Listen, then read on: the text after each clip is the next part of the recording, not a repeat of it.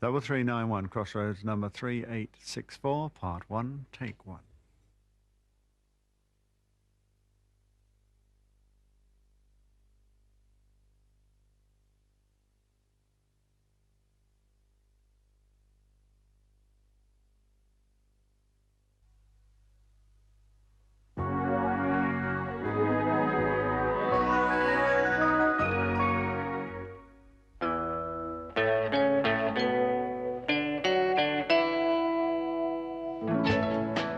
So, you're coming back here then? That's the general idea. Oh, that's great, isn't it? Oh, I can do with it.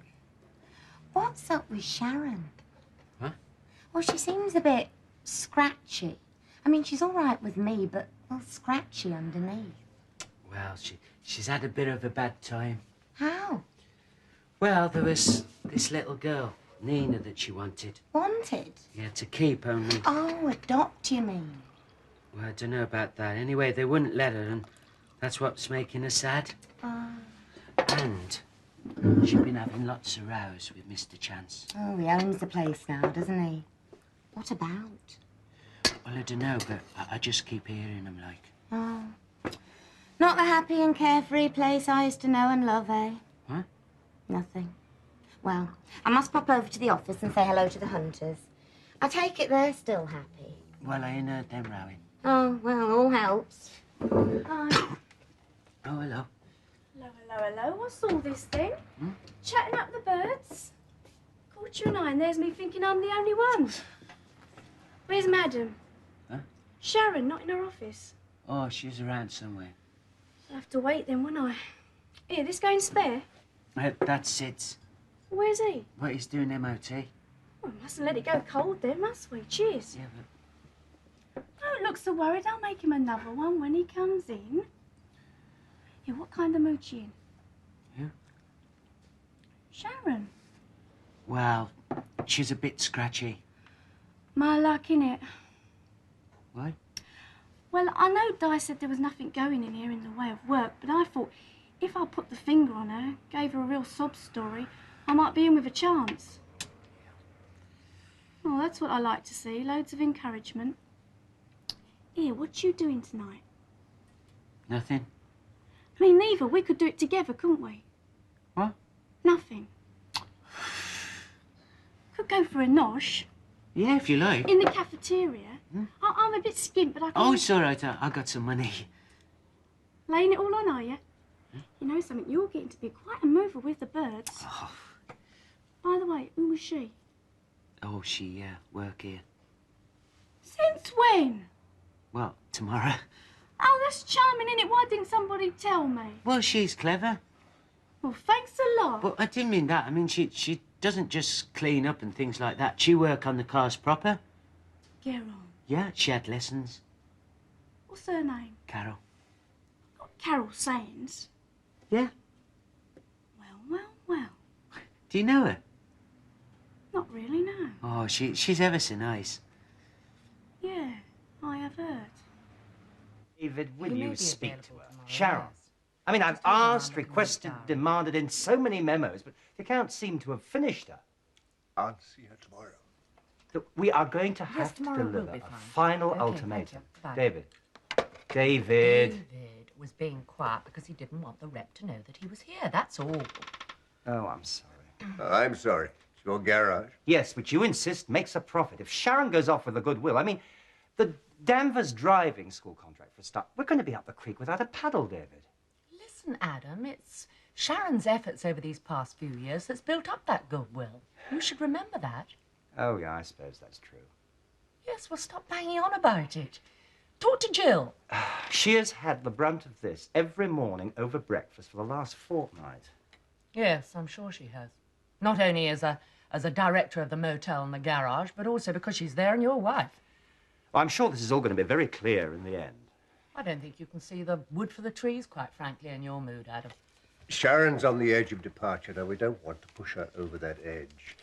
We want someone to sit down with her and go through every aspect of customer relations. I mean, who gets what discount and why, who the big guns are, the contracts, contacts. Yes, I happen to know that she's put in a great amount of time and charm. Touting, I think the word is. for that place. Okay, so, I mean, what are you saying? I'm not saying anything. I'm just suggesting that there's only one way left, and that's a woman's approach. Stop bashing her over the head all the time, that's all. Mrs. Chance said I could stick my head round. Carol, well, I never. Carol? Goodness. I can't remember. Did you meet Adam Chance, Carol said? Hi. Oh, yes. How are you? Oh, well, I'm fine. I'm finer for today's bit of news anyway. Oh, you got fixed up then? A job? What doing? Mechanicking, of course. Well, there's no of course about it. I mean, what has it been, 2 years since you Since last... the bloke that drove me away, I know. I just thought by now you would have found another outlet for your talents, a little more domestic. Careful. I could read that as another open apprenticeship. I never really resigned from you either. Ah, yes, but we've sold the coach house now. Yeah, it's a shame that. So you're living over the shop then? Mechanicking is a 4-year apprenticeship, am I right? That's right. So, I mean, you're bound by that if you sign. I don't know. You are, though. Me? What, you mean my garage is? Smashing! Well, my apprenticeship's still valid, according to Miss Metcalf. You see, I was never paid off, so technically I still work here. How convenient. Well, I look forward to seeing you around the place, and I shall ask you personally. Oh, I'll be chuffed. I'll be I'll see you tomorrow, then. damned. Nice girl. Oh, yes, you'll find Carol an absolute acid. And cheap. It was made very clear to me in my temper the other day that I was in charge of that garage. I sent her to see Sharon because I knew there was no way she would get a job. Well, Sharon evidently held the apprenticeship. Yes, but she's no right to reinstate her. She had an obligation, moral and otherwise. Oh, David, say this is wrong. I mean, we're not bound to take her on. Well, Reg Lamont took her on a 4 years apprenticeship. It was never paid off, so it was inherited, if you like, by Oliver Banks. Yes, and despite public opinion, he wasn't in the habit of dumping women. So she wasn't paid off, and now we've got her. Standard procedure. But, David, you know as well as I do, the garage cannot afford to take anybody else on. Well, it depends if you're paying apprentices these days in bolts and washers. Ah, Cat. Oh, I can't stay long. The new kettles for the chalets have just arrived. No, it wasn't Well, that, the actually. delivery man has promised to take me down to the village with news unloaded. Mr. Chance said it would be all right if I popped out for 10 minutes, so... Goodness, you're lucky in Adam's mood. I find it amazing how you can be in the throes of grandparenthood and still worry about a consignment of kettles. Oh, that. Yes, oh, that. Your heavily pregnant daughter staggered through here, straight up the drive in my car, and not a word ever since. Only hearsay. A daughter? Yes, doing fine, thank you. Oh, good. Come into the bar for a Oh, second. no, I better... Mr. Paul bought me a drink. I went all dizzy. I heard you singing this morning. Oh, no, I better not. You see, the driver promised to drop me off at the shop so he could pick up the pictures of Katie. Kathleen, I heard. Well, Katie Louise. Katie, Kathleen, short for me. And Louise, well, I don't know why, really, except that she did have a one-eyed teddy called Louise. Goodness. Is the bottle there, Mandy? Oh, yes, Mrs. Hunt. There we are. From us to you. Bubbly. Well, just to wet the baby's head. Oh, thank you, Mrs. Hunter. Anne tells me there's been a mix-up over Sharon's leaving date. No mix-up. She wants to leave now. Whatever she wants, David, she's going to work out a month's notice. Under the circumstances, couldn't we manage with Sid Hooper? What circumstances? She wanted to leave at the end of the week. Well, she's obviously unhappy in her work. I am unhappy with her work, but I have enough to do in this motel without rushing over to the garage to keep an eye on Sid Hooper, and it's going to take me at least a month to find her replacement. No, if we have problems on this side, I can help. That won't be necessary. It might be. You said, David, that you owed her a favour. She persuaded Alison Cotterill to take that job. Everybody seems to be doing Sharon favours. Alison has given her a job, and now you're asking me to do you a favour by letting Sharon go. All right. Well, let's say I owe you one, then. I'd like you to tell her that she can go. Oh, this is intolerable. Do you want me to tell her? Well, it's your favour. Why not?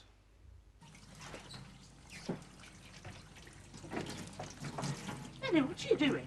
Eh? Oh, just combing my hair. Oh, this thing's pulling my arm off. Oh, it's one thing piling groceries into one of them trolleys, but when you have to put them in a bag and carry them, is Sid about? Oh, he's gone. Home, do you mean? Yeah. Oh, bother. Why? Well, I was hoping he might drop those off at Miss Tatum's for me. Has Mike gone too? Yeah, he's gone on a breakdown. All raring to go, are we? Oh, yeah. Your hair's wet. Well, it don't matter now. You'll catch cold if you go out with wet hair. I won't. Of course you will. It's bitter out. You give it a rub on that towel. And you're asking for it too, young lady. And what might that be, Miss Luke? A cold in the chest, that's what. I'll have to get someone to rub it with goose grease for me then, won't I? Oh, put some beef into it, Benny. You'll never get it dry like that. Gonna be long, are you? No, I'm ready now. Where are you two going? Café de Paris. You didn't say. First, that is for a touch of a la carte. Then on to Dynamite. That's a disco in Cradley Eve. Blows your mind, it does. If you got a mind, that is. I thought we were just going to the cafeteria. Yeah, but the very thought got me so excited. You've got nice hair, you know that. You should have it styled. Benny's perfectly all right the way he is. Do you know your trouble, Miss Luke? You don't look for improvement. Me now, I can see it round every corner. Come on, sunshine. Let's get the tongues wagging with a couple of burgers and a milkshake. Oh, and Miss Luke, you don't happen to know where I could come by some goose grease, do you? Only I'm hot one minute and cold the next. That's asking for trouble, innit?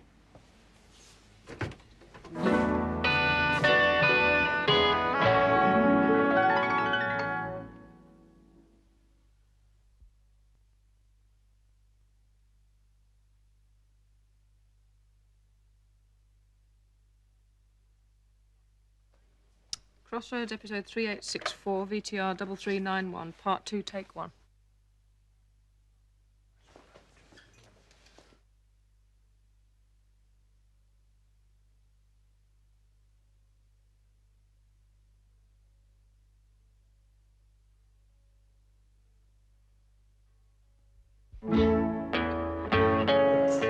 Yes, I'll tell him right away. Yes, as soon as I see him. Bye. Ellie, when the young party arrive, will you send them into the bar and give me a call, huh? How young? You don't want to encourage them hanging about the bar at their age. I was just telling Ellie. Mr. and Mrs. Young, Miss Luke, are in their mid-60s, and they are here to celebrate Mrs. Young's mother's 85th birthday. That's a young party. And I'm here to help them out of their dissolute way of life, all right? Oh, dear. Oh, Mr. Paul, I was Yes. just going to bring you this message, but I could see how busy you were. I took it down while Ellie was booking in guests. What time did Mrs. Walters ring? Oh, it wasn't Mrs. Walters. It was about Mrs. Walters. The name's further down, below there. Edison. That's right, a gentleman. Did he leave a message? To ring back as soon as it was convenient. He didn't say it was urgent. You didn't ask? No. Ellie, I will be in the office. I have to make a phone call to London. Yes, Mr. Paul. Well, he makes strict orders that nobody makes private phone calls while we're serving meals. Yes, I know. And I must say this about him, he usually stands by his own orders. Oh, Miss Luke. Oh, Mr. Paul's in a funny mood. The caller didn't say it was urgent. Oh, Mr. Paul's often in a funny mood. No, I don't mean that way. He was afraid. Mr. Edison, my name is Poros. I understand that you telephoned me.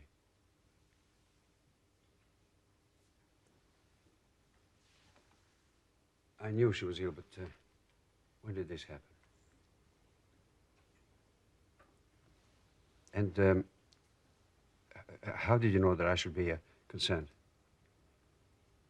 She did. Were there many other people she asked you to consult in case of her death? I see. Yes, I was important to her once. How is her daughter? She must be a young woman by now.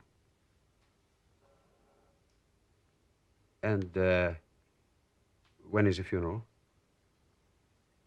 Tomorrow? Well, if she asked you to consult me, I mean, why wasn't I telephoned before? Well, then your clerk hasn't done his job very well. I can't just leave my work at such short notice. Is her daughter aware of this provision in the will?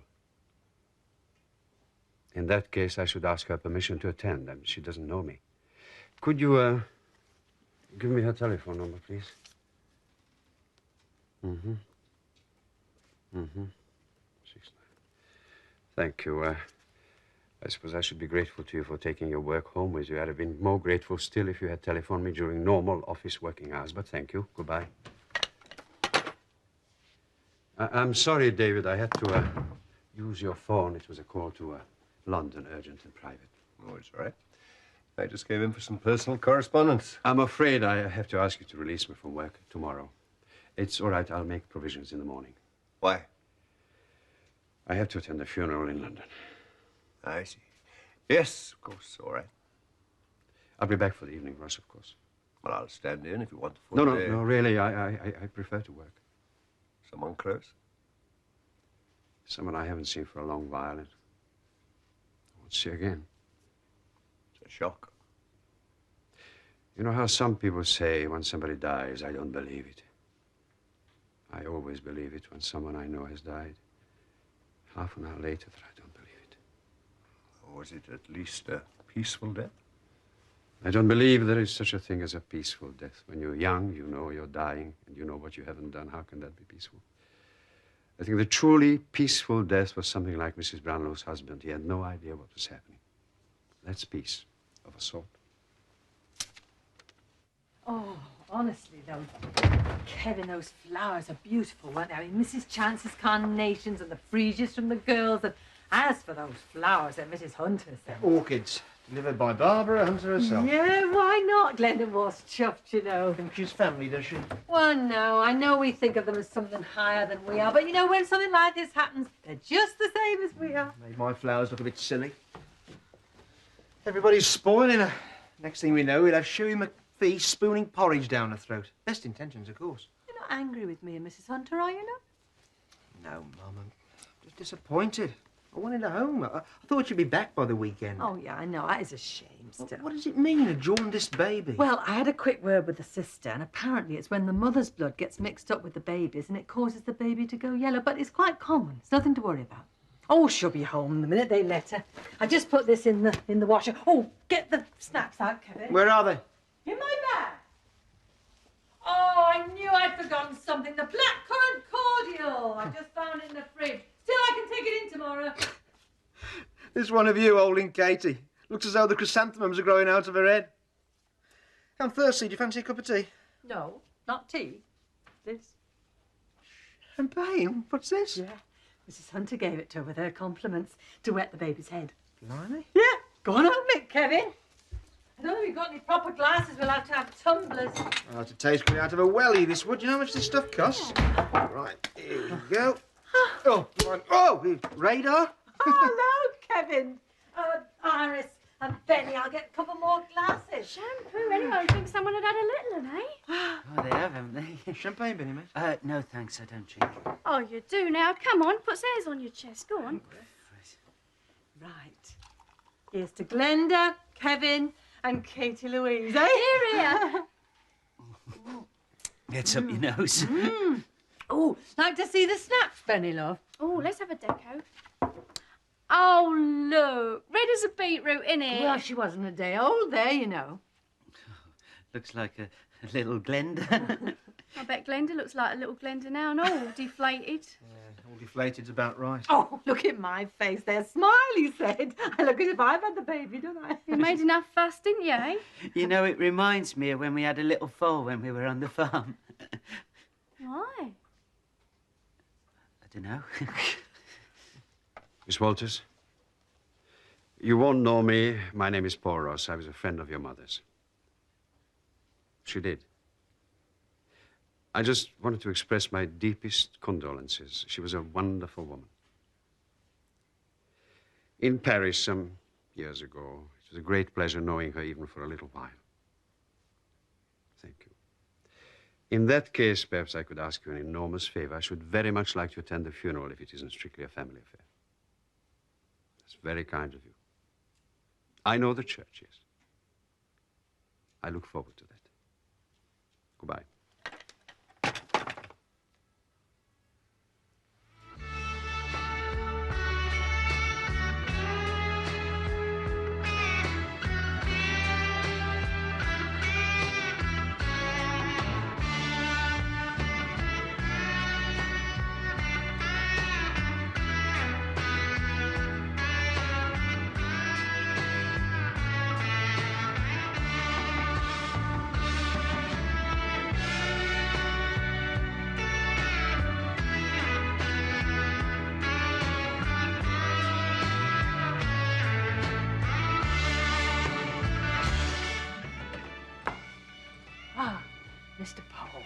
It's panic out there. Table 6 has been double booked. I don't know how. Miss Luke, could you leave me for a few minutes, please? Alone. Yes, Mr. Crossroads.